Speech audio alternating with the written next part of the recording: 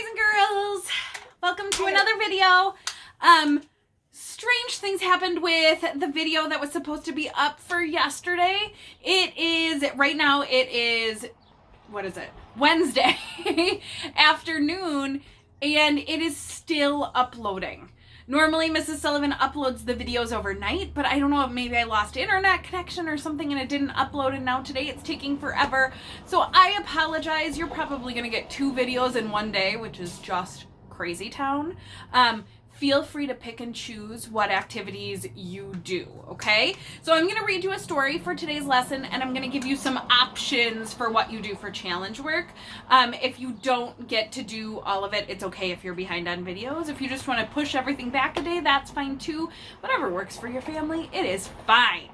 But we're going to keep talking about planting, and today's another classic. It's The Tiny Seed by Eric Carle. He is the same author that wrote The Very Hungry Caterpillar. And the spider one. And the Very Busy Spider that we read earlier too. All right, let's get started. It is autumn. What's a synonym for autumn? Fall. Spring. Fall. It's the same as fall, okay? A strong wind is blowing. It blows flower seeds high in the air and carries them far across the land. One of the seeds is tiny, smaller than the others. Will it be able to keep up with the others? And where are they all going?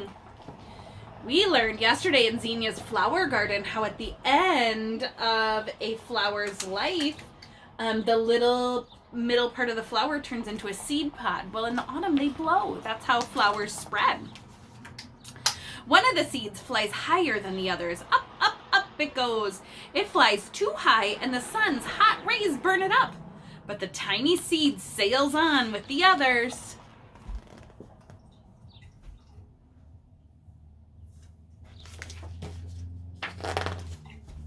Another seed lands on a tall and icy mountain.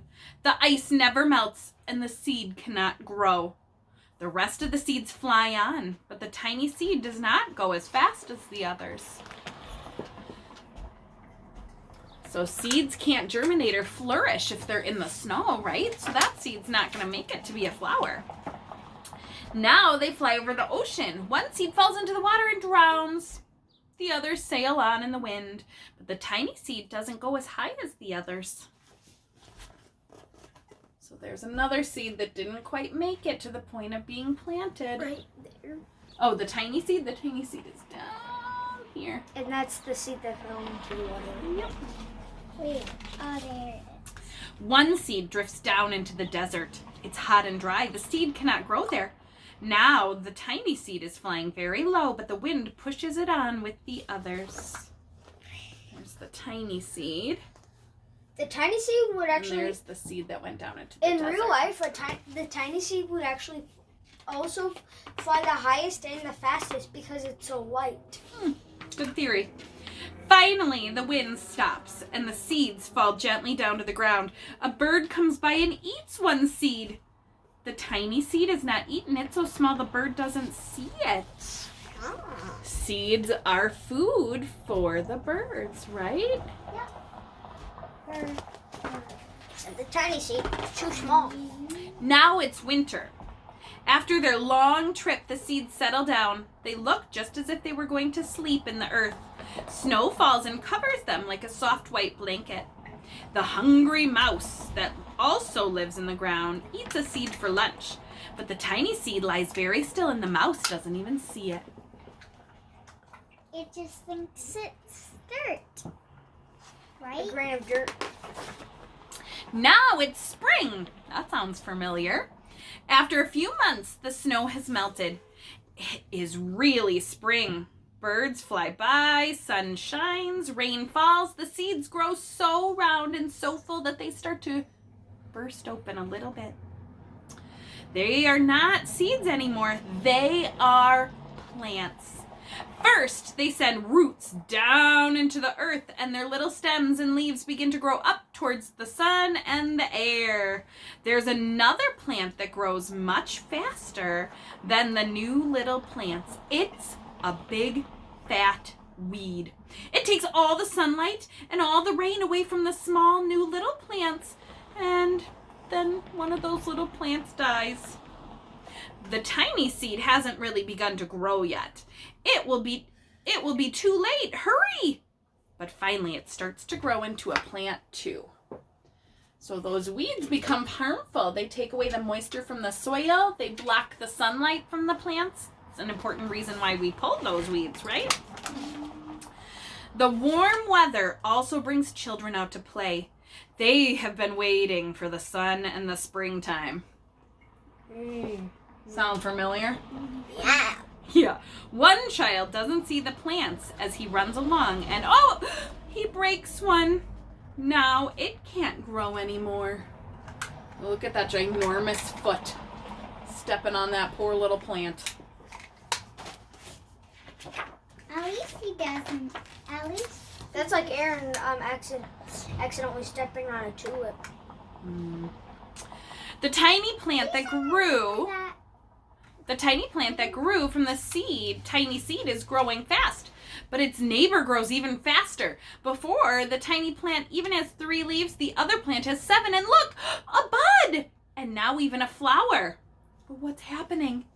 First there are footsteps, then a shadow looms over them, then a hand reaches down and breaks off the flower. That flower is going to get picked, maybe put into a vase for somebody. A boy has picked the flower to give to a friend. Are they in love? I don't know, maybe they're in love. Maybe they're just friendly. What a kind thing. It is summer. Now the tiny plant from the tiny seed is all alone. It grows on and on. It doesn't stop. The sun shines on it. The rain waters it. It makes many leaves. It grows taller and taller. It is taller than the people. It is taller than the trees. It is taller than the houses. And now a flower grows on it. People come from far and near to look at the flower. It's the tallest flower they've ever seen. It's a giant flower. Holy schmoly. House, tree, flower. Human.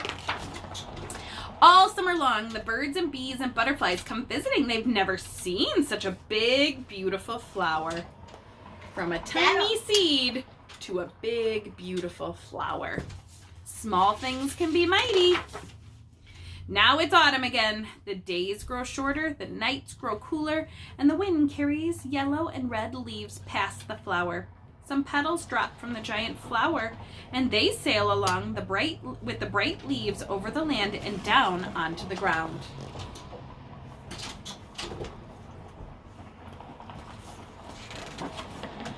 The wind blows harder. The flower has lost almost all of its petals. It sways and bends away from the wind, but the wind grows stronger and shakes the flower. Once more, the wind shakes the flower. And at this time, the flower seed pod opens. Out come many tiny seeds that quickly sail far away in the wind. There's a close-up of that seed pod. It opens it up, and out flies all the seeds. You're probably as big as a human size. And that's the end of the story. So we've talked a lot about life cycles. We did a life cycle of a bee. We talked about the life cycle of a butterfly and a caterpillar. Seeds have a life cycle just like animals. Speaking of caterpillars, Yeah. here are caterpillars, which they have completely changed size. have gotten big and juicy and fat. They are big, hungry caterpillars. Yep.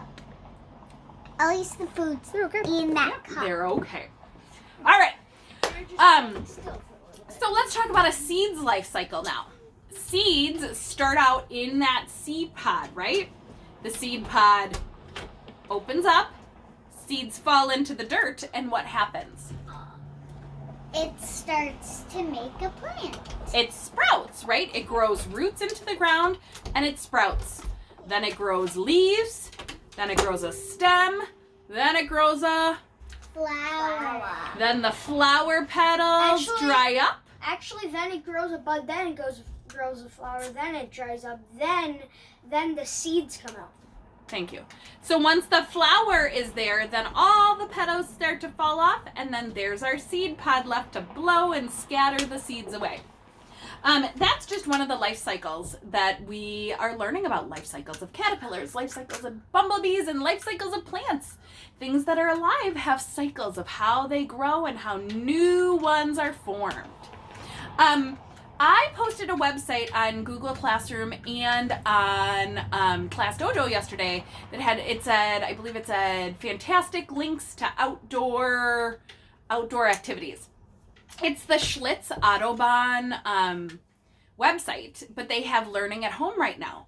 What I'd like you to do for your challenge is they have a Signs of Spring scavenger hunt on there where you walk through your neighborhood and you try to find the new signs of spring.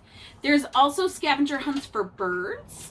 And there is a scavenger hunt for... Crayons? No, that's a Bayview scavenger hunt. There's also a scavenger hunt on there for trees, different parts of trees that you can hunt for. Look at that website and see which scavenger hunt you'd be interested in and do that scavenger hunt in your own neighborhood. Also on that page, which I thought was perfect for our classroom, there is a live camera view of the snapping turtle at the Schlitz Autobahn Center. His name is Emerson. And they have a camera inside his tank so that you can do little scientific observations all the time of Emerson the turtle, the snapping turtle, and what he's doing. I would love it if you would go on their website, take a little peek at Emerson. If he's active at the time that you check, I want you to make a few observations. What does he look like? How does he move? And I'd like you to write down, Emerson is big. Emerson is bumpy. Emerson moves slow. Emerson moves fast. Emerson can't pull his head into his shell. Whatever your observation is, write a couple sentences of what Emerson's doing. You could actually do that for a couple days in a row and see what's different and what's the same. There's, even on that website, there's some quizzes that you can take, some online quizzes about birds. Not something I'm really good at because, I don't like the birds very much. But they are on there. Check out that website as your challenge activity for today. All right? Have fun, and hopefully the weather's good tomorrow. It's beautiful today. Hopefully it's good tomorrow so you can get outside and do a scavenger hunt. All right. Bye, guys. Bye.